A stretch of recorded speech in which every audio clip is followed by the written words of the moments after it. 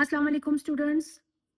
Open your physics book, page number 57। बेटे हमने यहाँ पे अपनी जो फोर्सेस थी, हमने contact force, non contact force और फंडामेंटल फोर्सेस जो हैं वो कंप्लीट कर ली थी। आज जो टॉपिक हमने स्टार्ट करना है डैट इज टॉपिक नंबर 3.3। आपका टॉपिक है forces in a free body diagram.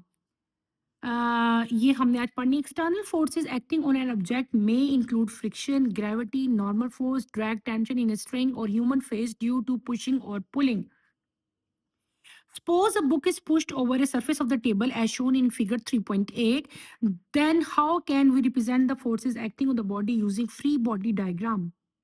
Free body diagrams are used to show the relative magnitude and direction of all the forces acting on an object in a given situation. In other words, a free body diagram is a special example of vector diagram. Usually the object is represented by a box and the force arrow are drawn outward from the center of the box in the direction of the forces as shown in figure 3.8b. The length of the forces arrow line reflect the magnitude of the force and the arrow heads indicate the direction. Each force is labeled to indicate the exact type of force. छोटा सा topic है बेटे। Topic आपका क्या है? Force in a free body diagram. कोई भी body है जो फ्रीली, देखो फॉर एग्जांपल मेरे पास की कोई भी बुक है, इसको मैं टेबल पे रख देती हूँ, ठीक है, रख दिया मैंने इसको, ठीक है। अब इस फोर्स के ऊपर बहुत सारी एक्सटर्नल फोर्सेस जो हैं इस बॉडी के ऊपर अप्लाई हो रही होती हैं। इस ऑब्जेक्ट के ऊपर फ्रिक्शन भी अप्लाई हो रही है, ग्रेविटी हो रही है, नॉर्मल फोर्स, ड्रैग, टेंशन, सारा कुछ इसके ऊपर जो है अप्लाई हो रहा है, ठीक है। ये फोर्सेस जो हैं ये हमारी वजह से भी कॉज हो सकती हैं, ठीक है, ड्यू टू पुश और पुल। अगर मैं इसको पकड़ूंगी या मैं इसको खींचूंगी या मैं इसको रखूंगी, उठाऊंगी, ठीक है। अब आपने एग्जाम्पल लेनी है। आपके पास एग्जाम्पल है, suppose a book is pushed. देखो ये टेबल है, ये बुक है। अगर इस बुक को मैं पुश करती हूँ, जैसे कि आपकी ये इसमें लिखा हुआ है, तो हम लोग कैसे रिप्रेजेंट करेंगे?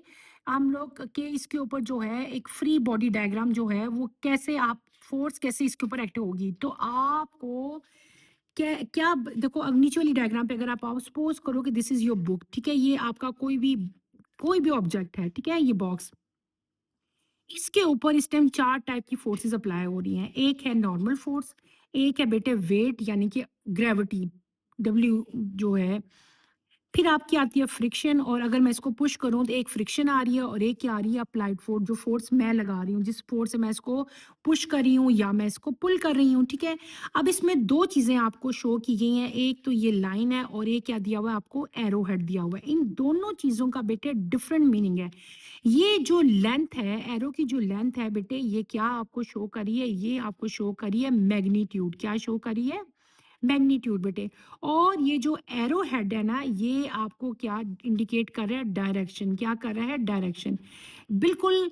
आपने जो फ्री बॉडी की डायग्राम आप बनाते हो, तो जब उसको रिप्रेजेंट करते हैं तो ये समझ लो कि आप उसको, हम लोग वेक्टर की तरह रिप्रेजेंट कर रहे हैं। हम वेक्टर्स में भी 2 चीजें रिप्रेजेंट करते हैं ना। एक बेटे हम क्या रिप्रेजेंट कर रहे होते हैं? डायरेक्शन। एक हम क्या रिप्रेजेंट कर रहे होते हैं? मैग्नीट्यूड। तो इस डायग्राम में भी जो लाइन है ये क्या रिप्रेजेंट कर रही है? मैग्नीट्यूड। जो एरो है ये क्या रिप्रेजेंट कर रहा है? इसका डायरेक्शन कर रहा है।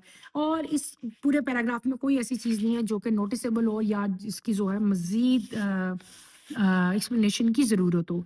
हमने अपना टॉपिक जो आज सही स्टार्ट करना था, that is Newton law of motion. हमने न्यूटन्स के जो है वो लॉज जो है वो स्टडी करने हैं। There are 3 laws of Newton, ठीक है। ये हम अब पढ़ेंगे। आज मैं आपको पहला लॉ पढ़ाऊंगी, फर्स्ट लॉ ऑफ मोशन जो है आज हम स्टडी करने। It is over common observation that a force is required that force is required to move or to stop a body. किसी भी बॉडी को मूव करने के लिए या स्टॉप करने के लिए बेटे हमें क्या रिक्वायर्ड होती है? फोर्स रिक्वायर्ड होती है। A book placed on a table remain there unless a force is applied to move it. A ball rolling on the floor continue to move with the same velocity in the absence of an applied force. But practically we see that it is not true. The ball stop after covering some distance. In fact, an opposing force causes the ball to stop. Newton expressed such observation in the first law of motion, which states that a body continues in its state of rest or uniform motion in a straight line acted upon by external force. When a fast moving bus stops, suddenly the passenger tend to bend forward. It is because they want to continue their motion. On the other hand, when the bus starts moving quickly from rest, the passenger are pushed back against the seat. This time, the tendency of passenger is to retain on their state of rest. According to first law of motion, a bus moving on the road should continue its motion without any force exerted by the engine. But practically, we see that if the engine stop work, the bus moves to rest after covering some distance. It is because of the friction between the tires of the bus and the road. All the bodies moving on the earth are stopped by the force of friction. If you are in outer space and throw an object away where no force is acted upon it, the object would continue to move forever with constant velocity. The first law of motion also provides us another definition of force, which is stated as force in an agency which changes or tend to change the state of rest or uniform motion of a body. In simple word, we can say that force causes acceleration. बेटे हमने आज क्या start किया, हमने start किया first law of motion. Newton एक scientist था, उसने मोशन के लॉज हमें बताए थे और 3 लॉज उसने दिए थे। उनमें से पहला लॉ जो है वो हम स्टडी कर रहे हैं, उसको हमने क्या नाम दिया, फर्स्ट लॉ ऑफ मोशन क्या नाम दिया। देखो बेटे, ये तो कॉमन चीज़ हम अक्सर पढ़ते आ रहे हैं कि कोई भी बॉडी है, कोई भी सपोज ये बुक है, ये टेबल पे बुक पड़ी रहेगी जब तक कि इसको मैं कोई भी एक्सटर्नल फोर्स इसके ऊपर अप्लाई करूंगी, इसकी डायरेक्शन को मैं चेंज कर लूंगी तो चेंज हो जाएगी। लेकिन ये उस वक्त तक रेस्ट पे रहेगी जब तक कि इसके ऊपर कोई भी फोर्स अप्लाई ना की जाए। सिंपली अगर आप दूसरी डेफिनेशन लेते हो, अगर आपके फर्श पे, फ्लोर पे कोई भी बॉल है जो रोल हो रहा है, ठीक है, वो बॉल उस वक्त तक रोल होता रहेगा उसी वेलोसिटी के साथ जब तक के उसको जो है वो रोका ना जाए। लेकिन जब प्रैक्टिकली हम लोग ये एग्ज़ाम्पल्स करते हैं, देखो मैं अगर बॉल फेंकती हूँ तो वो बॉल अगर ऐसे ही सर्कुलर अपनी पाथ में जाता रहेगा, लेकिन कुछ देर के बाद बॉल जो है वो खुद ही स्टॉप हो जाएगा, ठीक है? ये ऑब्ज़र्वेशन जब न्यूटन ने देखी कि ये तो ऐसे नहीं है कि ये अगर मूव कर रहा तो मूव ही करता जाए, लेकिन ये तो बॉल थोड़ी देर बाद जो है ये खुद ब खुद ही अपनी मूवमेंट बंद कर देता है, ठीक है? तो ये क्यों बंद करता है? ये सब चीज़ें जो हैं उसने हमें अपने पहले लॉ ऑफ मोशन में बताई। पहला लॉ जो उसने पहली उसकी स्टेटमेंट दी लॉ की, वो बेटे कुछ यूँ थी कि बॉडी, कोई भी बॉडी जो है वो अपने रेस्ट में या अपनी यूनिफ़ॉर्म मोशन में उस वक़्त तक रहती है जब तक कि उसके ऊपर सम एक्सटर्नल फ़ोर्स अप्लाई नहीं कर लेती। जैसे कि मैंने आपको एग्ज़ाम्पल दी थी बॉल की, तो जो बॉल है वो रुक जाता है थोड़ी देर बाद, थोड़ा-सा मूव करने के बाद बॉल रुकता है ना, तो वो बॉल क्यों रुकता है? बेटे वो बॉल फ्रिक्शन की वजह से रुक जाता है, ठीक है? समझ आ गई, क्लियर हो गई है?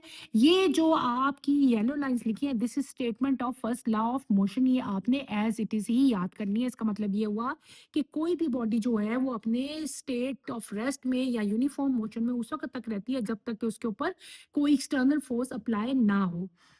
फिर आगे आपको एग्जांपल दी हुई है कि कोई भी अगर फास्ट मूविंग जो बस है, अगर देखो कोई भी बस में आप बैठे हुए हो, बस अगर आपने कभी ऑब्जर्व किया हो, जब बस एकदम आपकी, जब कहते हैं ना जैसे ब्रेक लगती है, जब बस एकदम सडनली अचानक से रुकती है तो तमाम के तमाम पैसेंजर जो है ना वो आगे की तरफ ऐसे झुकते हैं, गिरते हैं, ठीक है ना?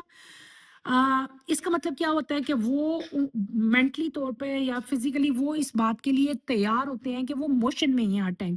अगर इसका ऑपोजिट अगर हम देखा जाए, जब वो रेस्ट पे होते हैं और एकदम सडनली बस चलना शुरू हो जाए तो वो सारे के सारे पीछे को गिरते हैं। ऐसे होता है ना, ये तो आपने आम ऑब्जर्व किया है। तो ये क्या हुआ कि ये पैसेंजर की टेंडेंसी थी कि उनको जो है स्टेट ऑफ रेस्ट में वो है, लेकिन अचानक से सडनली कार जो बस है उसने मूवमेंट शुरू कर दी, ठीक है? तो according to first law of motion, जो बस थी बेटे जो रोड पे जा रही थी वो अपनी मोशन को जो है कंटिन्यू करेगी विदाउट एनी फोर्स, बगैर किसी इंजन पे फोर्स लगाए वो अपनी फोर्स को, अपनी जो मूवमेंट है उसको कंटिन्यू रखेगी। लेकिन ऐसा होता नहीं है बेटे, होता क्या है कि ये इंजन है जो कि जब वर्किंग करता है तो मोशन होती है, जब वो वर्किंग स्टॉप कर देता है तो अल्टीमेटली जो बस भी है वो भी आपकी जो है वो रेस्ट पे आ जाती है कुछ देर के बाद, जब इंजन रुक जाता है ना। तो ये जो इंजन आपका बंद हो गया, आपकी बस स्टॉप होगी, ये क्यों हुई बेटे? ये चीज़ें जो है, ये फ्रिक्शन की वजह से हुई। क्यों हुई? फ्रिक्शन की वजह से हुई, क्योंकि ये फ्रिक्शन क्या है? ये बस के टायर्स के और रोड के दरमियान में एक फोर्स थी, मैंने आपको पहले ही बताई थी। उस फोर्स को हमने क्या कहा था? फ्रिक्शन। यही वो फोर्स है जो कि बस को रुकने पे मजबूर करती है, ठीक है? इसी तरह एक और एग्जांपल आपको दी हुई है, अगर आप स्पेस में खड़े हो और आप बॉल को जो है वो फेंके, तो वहां पे कोई भी फोर्स एक्ट नहीं करती और आपका ऑब्जेक्ट जो है वो कांस्टेंट वेलोसिटी के साथ मूव ही करता रहेगा, क्योंकि स्पेस में फ्रिक्शन तो है नहीं, ना वहां पे ग्रेविटी है, तो वहां पे ऑब्जेक्ट जो है अगर आप फेंक देते हैं तो वो कांस्टेंट वेलोसिटी के साथ मूव करता रहेगा। क्लियर है? इन द एंड हमारे पास जो है फर्स्ट लॉ ऑफ मोशन कैसा आ जाता है बेटे? वो ये उसकी लिखी हुई है, force is an agency which changes or tend to change the state of rest और of uniform motion of body. Force एक ऐसी एजेंसी है, एक ऐसा फिनोमेना है जो किसी भी बॉडी का रेस्ट की पोजीशन या उसकी जो वेलोसिटी है, जो उसकी मोशन है, उसको रोक सके। उस चीज को हम लोग क्या कहते हैं? फोर्स कहते हैं। ये बेटे आपने ऐसे ही दोनों इसकी स्टेटमेंट्स याद करनी है विद एग्जांपल, जो मैंने आपको एग्जांपल देके समझाई हैं। उसके बाद आपका एक छोटा सा टॉपिक है, वो भी हम इसी के साथ कवर करेंगे, that is inertia. That is inertia. What is inertia? A net force is required to change the velocity of the object. For instant, a net force may cause the bicycle to pick up speed quickly, but when the same force is applied to the truck, any change in the motion may not be observed. We say that the truck has more inertia than the bicycle. The mass of an object is a measure of its inertia. इसको आप underline कर लें या brackets में कर लें। The greater the mass of an object, the greater is its inertia. The property of a body to maintain its state of rest or uniformation in a straight line is called inertia. As a result of the role of inertia, Newton first law, this law is sometimes called as law of inertia. हमने एक नई terminology यहाँ से पढ़ी है, that is inertia. What is inertia? देखो बेटे, कोई भी बॉडी है, उसको उसकी वेलोसिटी को चेंज करने के लिए हमें क्या चीज़ चाहिए बेटे? हमें फोर्स रिक्वायर्ड है, ठीक है? फॉर इंस्टेंट एग्जांपल आपको दी हुई है, एक बाइसिकल है जो कि क्विकली एक स्पीड से आप कुछ उस पे कुछ फोर्स लगाओगे ना, एक नेट फोर्स लगाओ तो बाइसिकल की स्पीड तेज कर लेते हो, लेकिन वही स्पीड जिससे आपकी वही फोर्स जिससे आपके बाइसिकल की स्पीड तेज हुई है, वही फोर्स अगर आप ट्रक पे लगाओगे ना, तो आपका ट्रक तेज नहीं होगा, ठीक है? क्यों? इसका मतलब ये हुआ, कहने का मतलब ये हुआ कि ट्रक, ये जो चीज है ना, ये जो मोशन है, ये जो आप फोर्स लगा रहे हो, दिस इज इनर्शिया। ये क्या चीज है? इनर्शिया। इसका मतलब ये हुआ कि साइकिल का इनर्शिया कम था और ट्रक का इनर्शिया जो है वो ज्यादा है। इन शॉर्ट हम ये भी कह सकते हैं कि जो किसी भी ऑब्जेक्ट का मास है ना, जो किसी का भी वेट है, वो उसका इनर्शिया है। साइकिल का जितना मास था वो उसका इनर्शिया था, जितना ट्रक का मास था, मास क्या है? उसका वेट, तो वो ट्रक का इनर्शिया था। इसका मतलब क्या हुआ कि साइकिल का इनर्शिया ट्रक के इनर्शिया से कम है, ट्रक का इनर्शिया ज्यादा है, ठीक है? क्योंकि उसका मास ज्यादा है।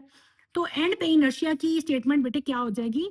The property of a body to maintain its state of rest और यूनिफॉर्मेशन। वो प्रॉपर्टी, किसी भी बॉडी की वो टेंडेंसी, वो प्रॉपर्टी जिससे वो अपने स्टेट ऑफ रेस्ट को या यूनिफॉर्म मोशन को स्ट्रेट लाइन में लेके चलता रहेगा, उसे क्या कहते हैं? इनर्शिया कहते हैं। और यही इनर्शिया जो है, कभी कभार न्यूटन के फर्स्ट लॉ ऑफ मोशन को हम लोग लॉ ऑफ इनर्शिया भी कहते हैं, यानी कि इसका दूसरा नाम क्या? ये जो हमने अभी पढ़ा है सारा law, first law of motion, इसको हम लोग लॉ ऑफ इनर्शिया भी कहते हैं, ठीक है? इन शॉर्ट बेटे मैंने आपको क्या बता दिया कि इनर्शिया जो है, it refer to the mass of the object, ठीक है? The greater the mass, the greater will be the inertia. Lesser the mass, the lesser will be the inertia. Clear हो गया? आज के लिए इतना ही काफी है बेटे। नेक्स्ट लेक्चर की नोटिफिकेशन के लिए आप चैनल को सब्सक्राइब करें, लाइक करें और शेयर करें। आज मैंने first law of motion complete करवा दिया है। कल हम इंशाल्लाह नेक्स्ट लेक्चर में आपने जो है Newton second law of motion जो है वो स्टार्ट करेंगे। यहाँ पे आपको डेमो, एक छोटा सा डिमॉन्स्ट्रेशन बताई हुई है आपकी इधर पिक्चर में, demonstration of property of inertia. When the table cloth is pulled abruptly, the object remain in their original position on the table। ये देखो, जब हमने टेबल क्लॉथ को एकदम से तेजी से खींच लिया ना बेटे, इधर देखें, तो आपकी ऑब्जेक्ट्स जो चीजें हैं वो वहीं पे पड़ी रही, आपका टेबल क्लॉथ आपके हाथ में आ गया। ये क्यों हुआ? Why? This is because of inertia. Table cover का मास कम था, इसका मास जो था वो क्या था? ज़्यादा था। इसका इनर्शिया ज़्यादा था, इसका इनर्शिया कम था। वो अपनी जगह पे ही रही, ठीक है? और ये अपनी जगह से हट गया, रेस्ट पोज़ीशन से इसकी खत्म होगी। ये हमने अपना कंप्लीट कर लिया है। ओके बेटे, अल्लाह हाफ़िज़। आज के लिए इतना ही बहुत है। कल हम इंशाल्लाह second law of motion start करेंगे। अल्लाह हाफ़िज़ बेटे।